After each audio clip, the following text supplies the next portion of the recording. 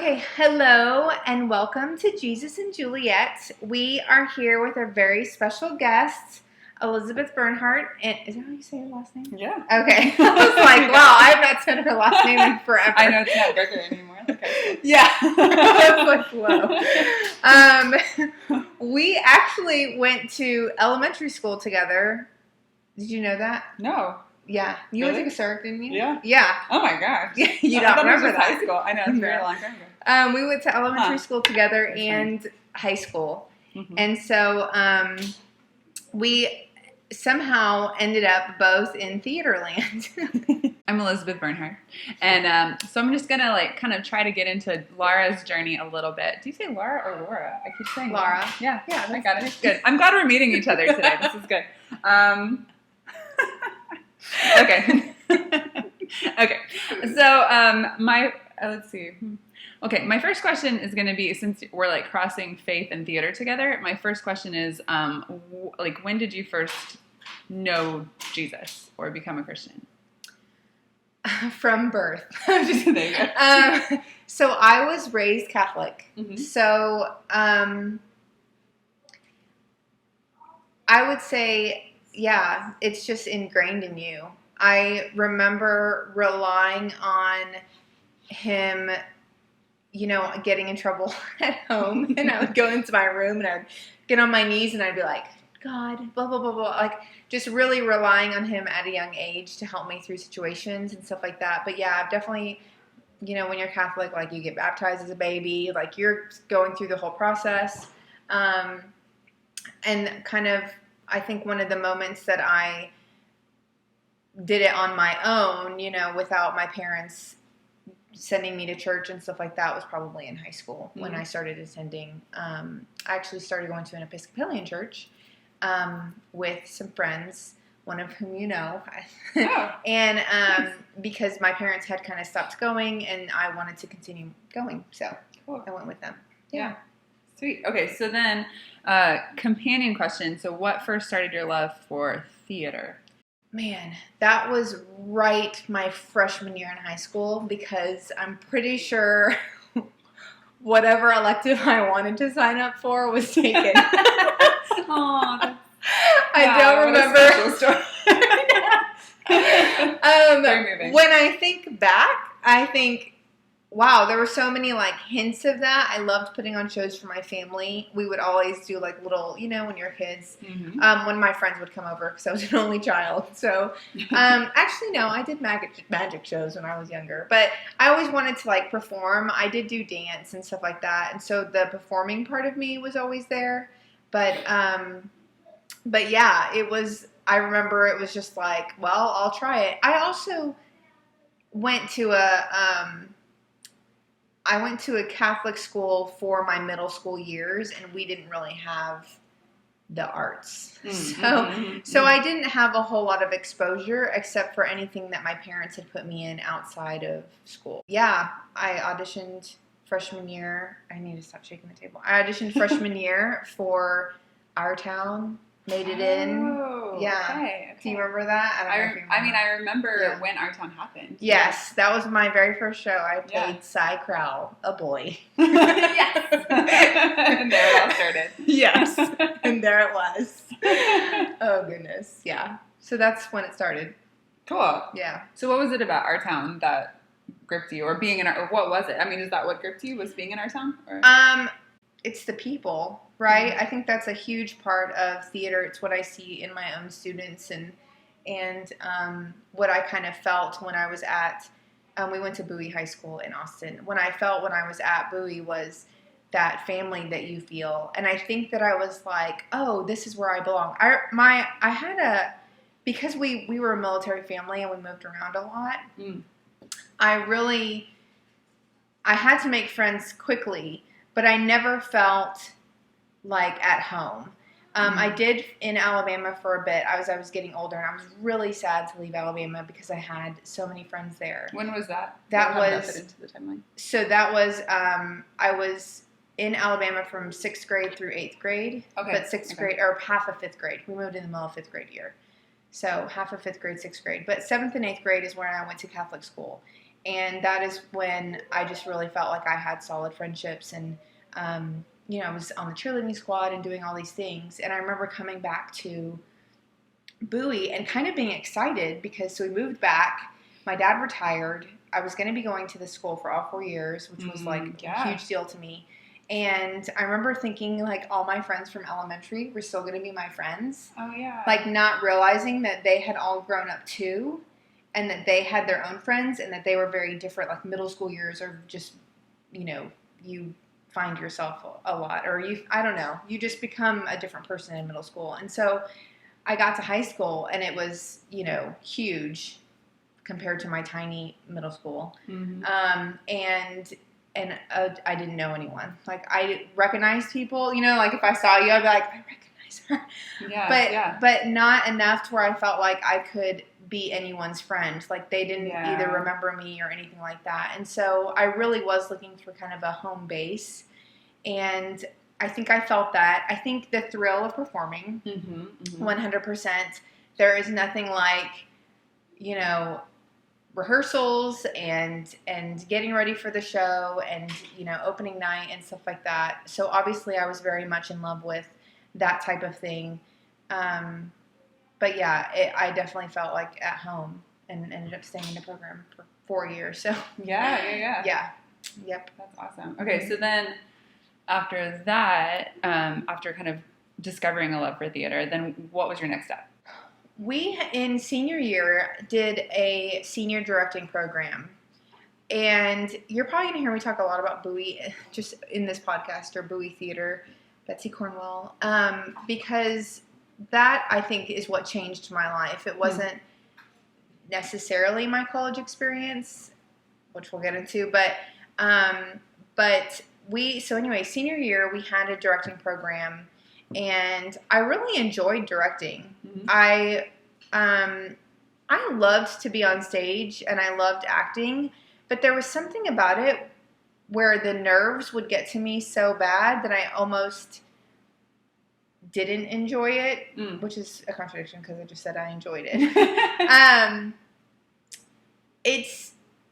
It was like, I don't know. I didn't mind. Like I love doing monologues in class, and I did love being in shows. And when I was in it, you're in it and you're not thinking of all of it. But it would build up in me so much right before I went on stage that it just like it wasn't my love. But when I started directing, I realized how much I enjoyed being a part of the whole process and creating a look and being able to like create these characters and costumes and do all of that stuff. And then on opening night, be able to sit and watch. Although you're very nervous still, there's a whole nother set of nerves that comes with that.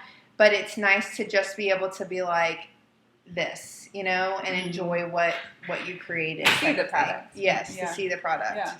And so then when I went to college, I went straight to the directing program. Okay. So. And where was college? That was Texas State. Or it was Southwest. Man, what was it Southwest called? Texas? Southwest Texas? Yeah, you study. Yeah. Is that what it was when you went there? Yes. Great. so much love. Yes. The name changed, I think my junior year or something. Okay. And, so I went to Texas State. Yep. Nice. Good program. Excellent. Yeah. Do you see a natural intersection between faith and art for you, or is it something that you kind of have to like step back and think about sometimes, or where does that fall for you? I knew that there was something that felt disconnected between my faith and theater when I was in college, and then even out of college when I did some film work and stuff like that. I knew that there was something, but I didn't know how to mesh the two together or that they could be meshed together. It felt very like don't talk about it. We don't talk about religion.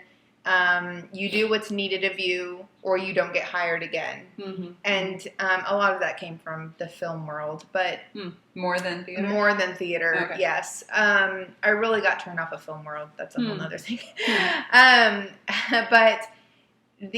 But so when I started working at Veritas, I, obviously was or am Christian, and knew that I would be teaching from a Christian worldview, but I also didn't want to be a sellout. I didn't want to Yeah, talk about what do you mean by that. Yeah, I Just didn't want to. Yeah. I didn't want to abandon the creativity in me and the types of shows that I loved doing to do something that was going to be not appropriate. I can't think of the word because it's not like I'm doing anything that's not appropriate, but hokey. Or just kind of kitsch. Is it kitsch? I think, yeah. That's how you You say can it, use right? that word Yeah. that way, I guess. There's been so many books that I've read on this, and they all use that same word. It's so funny. But anyway, so when I,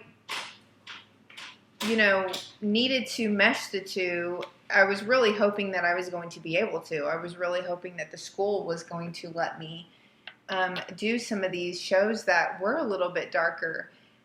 Not anything that we don't deal with on a daily basis, or that isn't the it's not something like really awful, but it's human nature, and I wanted to make sure that I was able to do some of that stuff. And they've let me, and so I've been able to slowly do some of these shows that deal with stronger content, I guess, for a Christian school. Honestly, in public school, they're like nothing. But for a Christian school, I've had a small amount of opposition whenever I'm releasing a show, and they're just like, why is this needed? And it's kind of just, we don't want to keep the kids in a bubble. And so especially, as a college prep school, I want to prepare any of those students of mine who do decide to go off into theater. I want to prepare them for what they're about to experience, because it's,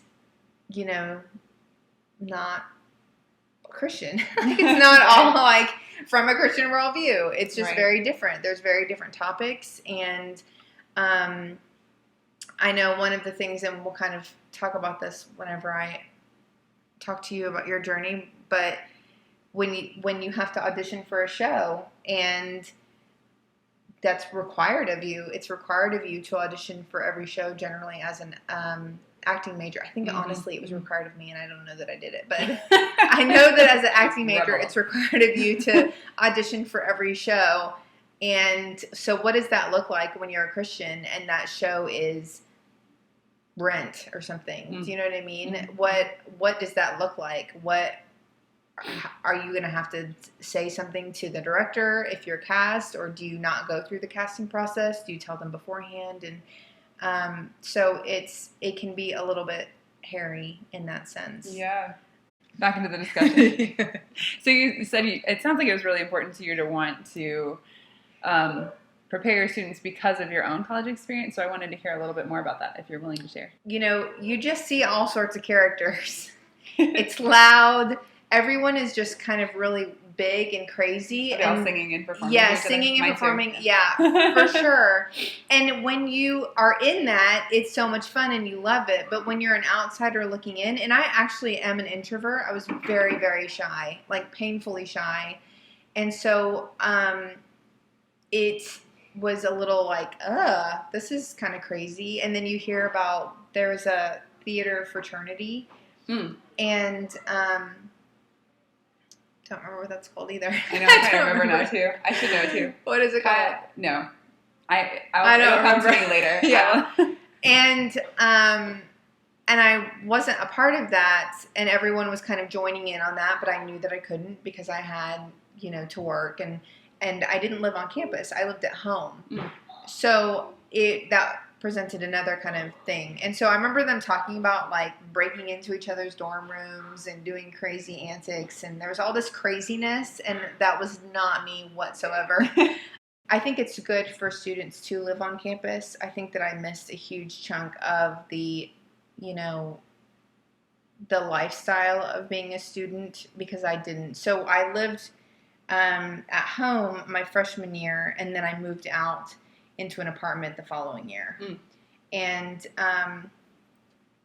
so in my earlier years, I did make friends, but it was not in the way that you should make friends. Like it was very much, going out, stuff like that, having drinks, and it wasn't those solid friendships. When I got to my time where I was going to be they only had 2 directing classes.